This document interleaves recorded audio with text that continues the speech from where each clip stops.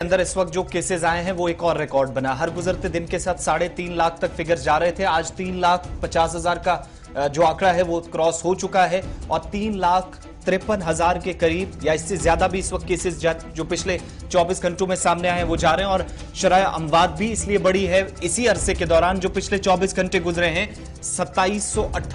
2,788 मरीज कोविड-19 के बीच चल बसे हैं। यही वजह है कि राजधानी दिल्ली के अंदर लॉकडाउन में 3 मई तक तौसी कर दी गई है और बाकी रियासतों के अंदर भी रात की पाबंदियों में इस वक्त तौसी की गई है।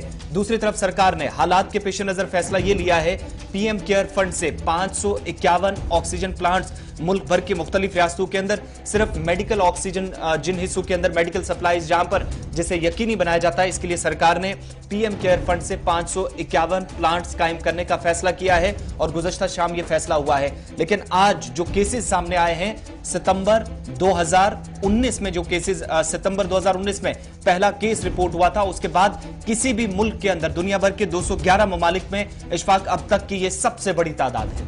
इसलिए अगर आप देखेंगे पिछले 2-3 दिन से रिकॉर्ड जो है वो बन रहे हैं और ये हर दिन एक नया रिकॉर्ड सामने आ रहा है और हर दिन आप देख रहे हैं कि लास्ट ईयर और इस ईयर में कितना फर्क है। फिर आसपास का कोविड ग्राफ देखते तो पता लगता है कि भारत के अंदर ये जो दूसरी लहर है ये बकौल वजीर आज़म सुनामी है जी।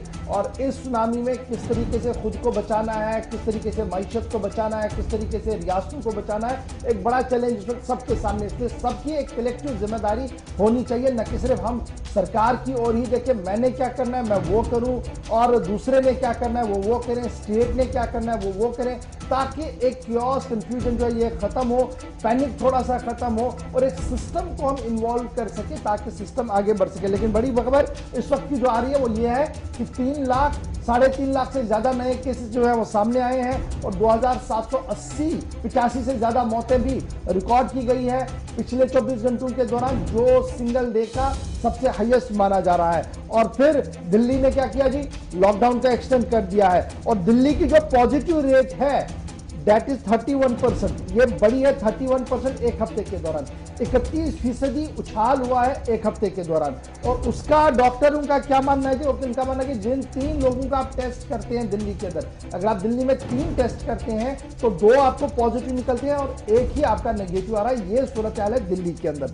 और फिर आगे इसमें अब क्या कुछ कहा जा रहा है जी, हॉस्पिटल जो अक्रॉस द इंडिया है वहां पर इस वक्त स्टाफ की भी किल्लत पड़ रही है, वहां पर ऑक्सीजन की भी किल्लत पड़ रही है, बेड्स की भी किल्लत पड़ रही है। दिल्ली तो है ही परेशान, लेकिन दीगर स्टेट जो हमने 10 स्टेट्स आपके सामने रखे हैं वहां पर भी सूरत हाल जो है वो इसी तरीके की बनी है। जम्मू कश्मीर की क्या कुछ सूरत हाल है थोड़ी देर में हम आपके पास जरूर रखेंगे। लेकिन कल एक बड़ा बयान जो है, मैं समझ से ये मेरी बाहर है, जब क्योस कंफ्यूजन है और हेड ऑफ दिस इंस्टीट्यूशन जो है, चाहे फोर्टिस हो, मेदांता हो या दीगर अस्पताल हो, जब उनके एचओडीज या जब उनके डायरेक्टर्स एसओएस कर देते हैं कि हमारे पास ये ऑक्सीजन सिर्फ 2 घंटे के लिए है और हम पिछले 20 घंटे 4 घंटे से 20 मिनट से स्टेट के साथ कोऑर्डिनेट करना चाहते हैं कि हमें ऑक्सीजन चाहिए, अगर वो खबर रिफ्लेक्ट होती है मीडिया पर तो मीडिया पर ये इल्जाम है कि आप पैनिक फैला रहे हैं। जी पैनिक ना फैलाए, ये जनाब मजबूरी है।